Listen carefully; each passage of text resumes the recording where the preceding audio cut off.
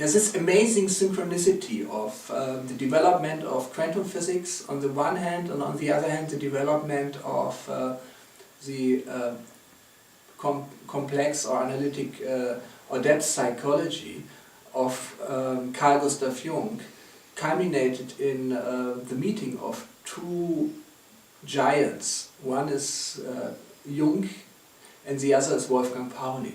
Wolfgang Pauli was one of the most important physicists who were in the 20s and 30s of the last century,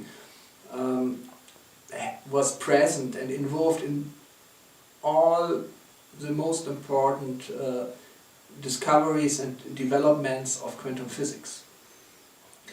And Wolfgang Pauli himself got famous and the Nobel Prize for discovering the Pauli principle of exclusion principle, which is related to the spin. So the discovery of the spin was related to his research.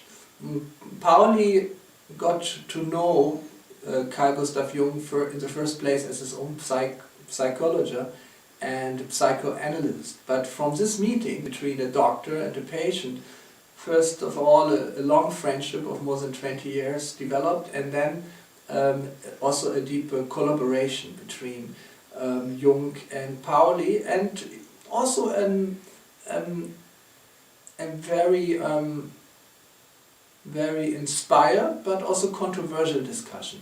And it was always about the one topic, that physics and psychology have to meet, because psychology is describing the inner world, physics is describing the outer world, but both of these geniuses were convinced there's only one world.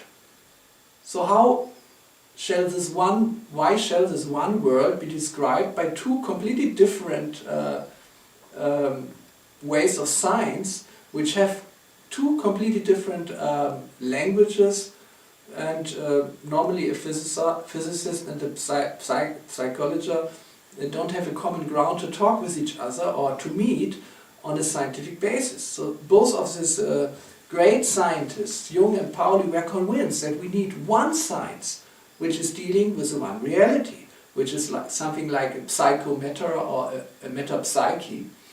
And you even see by these difficulties which we have in just naming it, how shall we call this one reality, that we need a new language.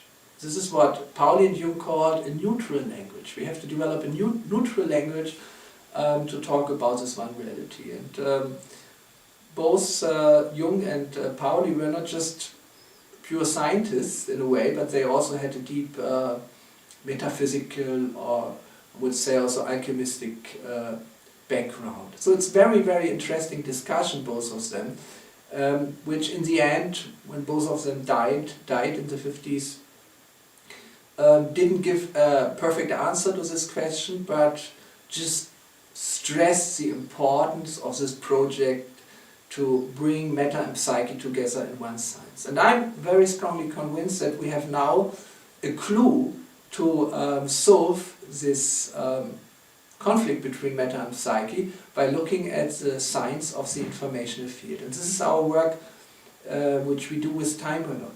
We understand that behind matter there is a dimension, a physical dimension, the informational field, which is responsible for the physical processes, which is also partially in control of these physical processes, and which on the other hand is very deeply connected to the human psyche. So this information, looking at the informational field, is looking at the level of reality where psyche and matter at least meet, and to get an insight into the dynamic processes of the informational field helps us to understand why things are happening the way they are happening, how psychic or psychological states connect to events in the real physical world, and how the other way around works. This is what Jung called and Pauli called synchronicity,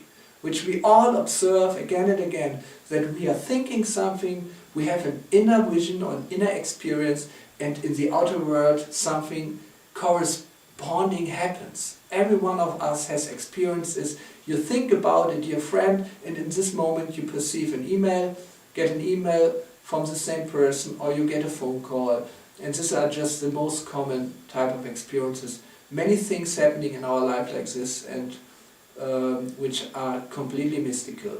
To explain this kind of synchronicities, Jung and Pauli worked on this, what we call informational field.